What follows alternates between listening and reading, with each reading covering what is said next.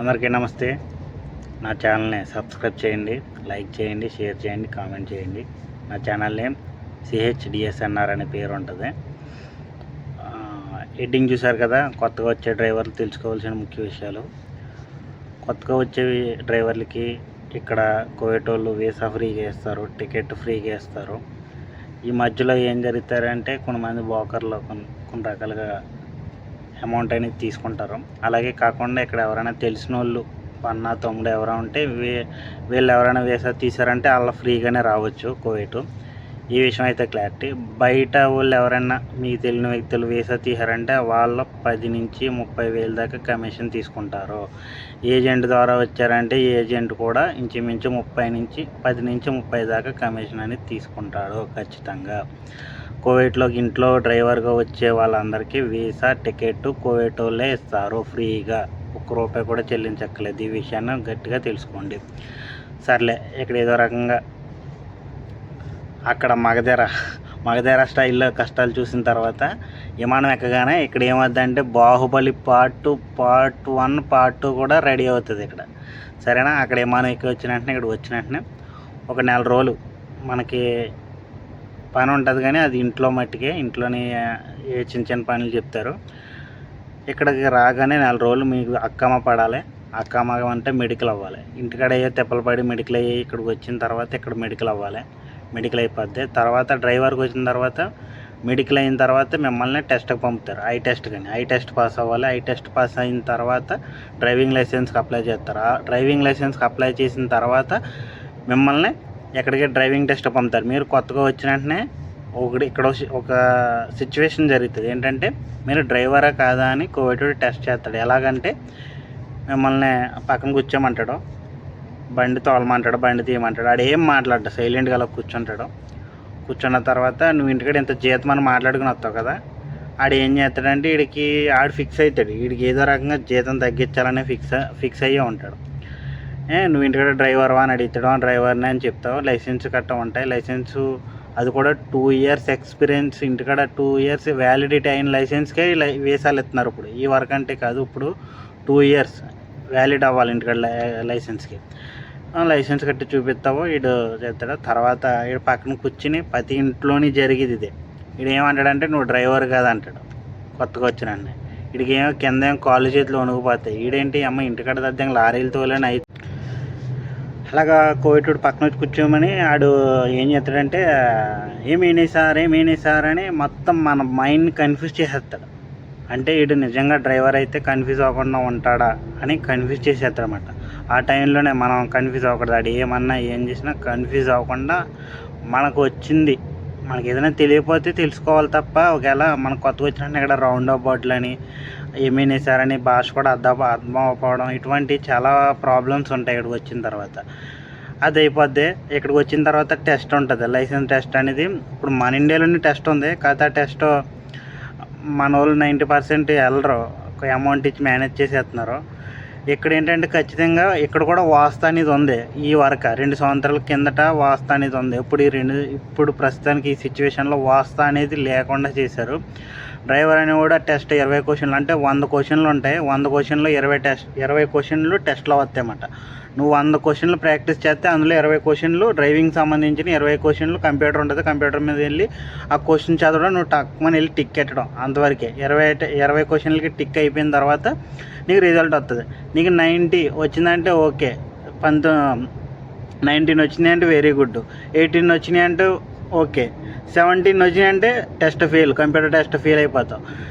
ఇంకో విషయం ఏంటంటే ఈ కంప్యూటర్ టెస్ట్కి ముందు నీకు పార్కింగ్ టెస్ట్ ఉంటుంది. పార్కింగ్ టెస్ట్ ఆడికి వెళ్ళిన తర్వాత ఏం చేస్తావంటే అక్కడికి వెళ్ళిన తర్వాత ఆడిష్టం.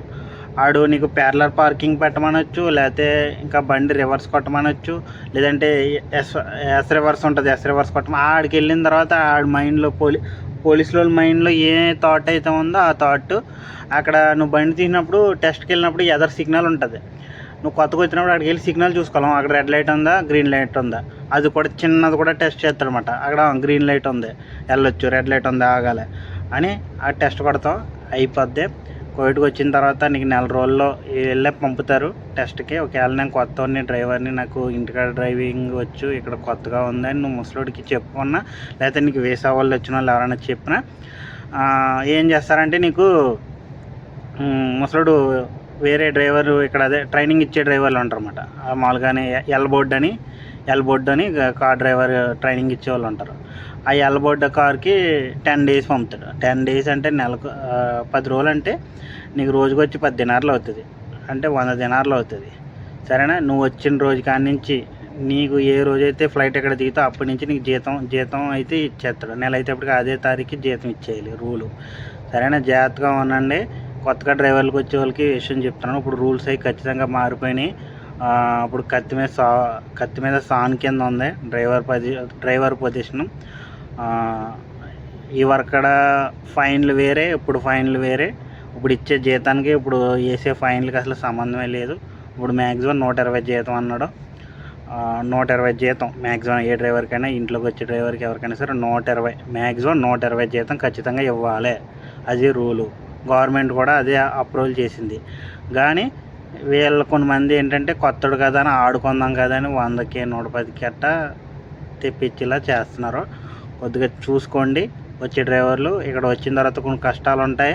అవి ఒక్కో ఇంట్లో బట్టి ఒక్కో ఇంట్లో రకాల కింద ఉంటాయి. అన్ని ఇళ్ళలోకి ఎలా ఉంటాయని చెప్తలేదు. ఏదైనా మన నుదుటి రాతను పట్టిపోతుంది. ఏదైనా సరే నేనైతే గుడ్డుగా వచ్చేసాను. ఇక్కడ ఏం జరుగుతుంది ఇంకా అంతా నా అదృష్టం పట్టిపోతుంది. పొద్దుళ్ళు అయితే 100 మంది డ్రైవర్లను చూస్తాం, 100 మంది ఇల్లు అక్కడిక్కడికి వెళ్తాం. చూసాం కాబట్టి డ్రైవర్ల గురించి చెప్పాను. తర్వాత కొన్ని డ్రైవర్ల గురించి మీకు పరిచయం చేస్తాను. వాళ్ళు ఏం మాట్లాడారో వాళ్ళ మాటలోనే మీరు ఎందుకు కానీ జాగ్రత్తగా రండి. కోవిడ్ వచ్చేటప్పుడు 1కి 10 సార్లు చూసుకొని, కోవిడే కాదు గల్ఫ్ కంట్రీలో ఎక్కడికి వెళ్ళినా సరే ఏజెంట్ మాటలు నమ్మి బాగండి. మీకు ఇక్కడ ఇంత బార్ ఉంటుందని చెప్తాడు. ఇక్కడ ఏం ఉండదు. ఇక్కడ అంత బార్ ఏం ఉండదు. చెప్పిన మాటలకి ఇక్కడ చేసే పనులకి 99 డిఫరెంట్ ఉంటుంది. మీకు ఎంత వచ్చేద్దా అంటాడు, ఇంత కూడా రాదు. అదేందా మీకు కష్టం ఎంత ఉందో అంత కష్టానికి వస్తుంది. ఒక్కోసారి మీకు కష్టానికి ఫలితం కూడా దక్కదు ఇక్కడ కోవిడ్లో. సరేనా? కొద్దిగా జాగ్రత్తగా చూసుకుని రండి. ఇంకో విషయం ఏంటంటే ఇంటికాడ లైసెన్సులు కొంతమంది ఏంటంటే ఇంటికాడ అప్పటికప్పుడు లైసెన్సులు చేసేసుకుని ఇక్కడికి వచ్చేసి నేను డ్రైవర్ని అని అంటారు. ఇక్కడికి వచ్చిన తర్వాత చాలా తడబడిపోతారు. వాళ్ళకి బండిలో ఇంజిన్ ఆయిల్ చెక్ చేయడం రాదు, రేడియేటర్లో నీళ్ళు చూడడం రాదు, ఏది రాదు. ఉంటాయి కొన్ని సిచ్యువేషన్లో కొన్ని. అంటే డ్రైవర్ అంటే బండి ఒకటే తోలడం కాదు, బండికి ఏదైనా సమస్య వచ్చినప్పుడు కూడా చూసుకోవాలి. చాలా ఉంటాయి. బండి ఏదైనా ఇప్పుడు రోడ్డు మధ్యలో ఏదైనా పంచర్ అయిపోయిందాం పంచర్ టైర్ బిగించడం రావాలి. ఇంకా అలాగా చాలా ఇష్యూస్ ఉంటాయి. ఇంకో విషయం మర్చిపోయాను. ఇక్కడ కొత్తగా డ్రైవర్ రాగానే వేరే ఇంకో విషయం ఏంటంటే బండి తీమన్న వెంటనే హ్యాండ్ బ్రేక్ అని ఉంటుంది. హ్యాండ్ బ్రేక్ 3 రకాలు ఉంటుంది ఏ బండికైనా సరే. అమెరికా మోడల్కైనా, జర్మనీ మోడల్కైనా, జర్మనీ కార్లకైనా, అమెరికా కార్లకైనా, బెంజ్, BMW ఇవి ఉన్నాయి కదా. ఇప్పుడు కొత్తగా వచ్చే చైనా బళ్ళకు కూడా మోడల్ ఒకటి హ్యాండ్ బ్రేక్ అనేది ఇక్కడ చిన్న బటన్ ఉంటుంది, గేర్ కాడ చిన్న బటన్ ఉంటుంది. సరేనా? ఆ బటన్ కాడ P అని పార్కింగ్ అని ఉంటుంది, అది చూడండి. ఒకటి ఇది మన యాక్సిలేటర్ ఉంటుంది కదా, యాక్సిలేటర్ కాడ కాల్ కాడ ఒకటి ఉంటుంది. 2 మన డాష్ బోర్డు కింద ఉంటుంది అన్నమాట. మన స్టీరింగ్ కింద డాష్ బోర్డు కింద ఉంటుంది, అది స్విచ్ కింద ఉంటుంది. ఇంకోటి ఏంటంటే నార్మల్, మీకు తెలిసిందే ఉంటుంది hand brake. Normal hand brake మీకు తెలిసి ఇలా పట్టుకుని లాగుతాం. అక్కడికే 4 టైప్స్ ఉంటాయి. మళ్ళీ గేర్ సిస్టమ్ వచ్చి ఇక్కడ చాలా రకాల కింద ఉంటుంది. ఇంటికాడ కొత్తగా వచ్చే డ్రైవర్కి గేర్ సిస్టమ్ నాకైతే ఎవడ చెప్పలేదబ్బా. నేను ఏ వీడియోలో కూడా చూడలేదు అసలే. నేను చాలా చూశాను కానీ ఎవరు చెప్పలేదు. ఇది మట్టికి ఖచ్చితంగా చూడండి, చెప్తున్నాను. ఇక్కడికి వచ్చిన తర్వాత ఇంటికాడ లారీలు తోలినా, ఏ బస్సులు తోలినా ఇక్కడికి వచ్చిన తర్వాత సిచ్యువేషన్ మారిపోతుంది. ఇక్కడ వేరేగా ఉంటుంది. ఇక్కడ కారులో ఒక్కొక్క కారుకి ఒక్కో సిస్టమ్ ఉంటుంది. ఒకటి నీకు గేరు సిస్టమ్ ఎలా ఉంటుంది అంటే జర్మన్ కంపెనీకి గేర్ సిస్టమ్ కొన్నిటికి ఎలా ఉంటుందంటే, అంటే ఫోర్డు, బెంజ్ ఇంకా ఉన్నాయి కదా కార్లు, వీటికి సంబంధించిన